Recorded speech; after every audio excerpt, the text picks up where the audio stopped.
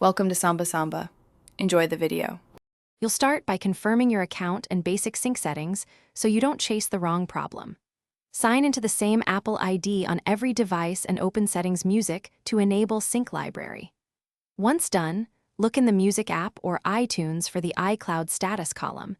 It tells you whether a track is matched, uploaded, or unavailable. Make sure you've got a network connection and enough iCloud storage because missing uploads will cause grayed out songs. Now you'll focus on the files themselves and how Apple matched them. Check that local files aren't corrupted by playing them outside music. If they fail, replace the file and re-add it. If a song is marked as unmatched, force a rematch or upload by removing it from iCloud and resyncing.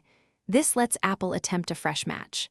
Also know that DRM-protected or extremely large files can be rejected, so convert or split them before re-uploading. Finish by forcing a clean sync and checking system updates so you're not blocked by software bugs.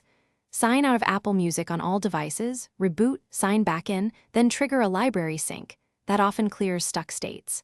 Make sure iOS or Mac OS and the Music app are up to date. If songs remain grayed out, delete them from iCloud Music Library and re-add the corrected files. Troubleshooting tip: if problems persist, temporarily disable Sync Library, rebuild your local library, then re-enable it to force a full refresh. Thanks for watching. Consider subscribing if we helped you.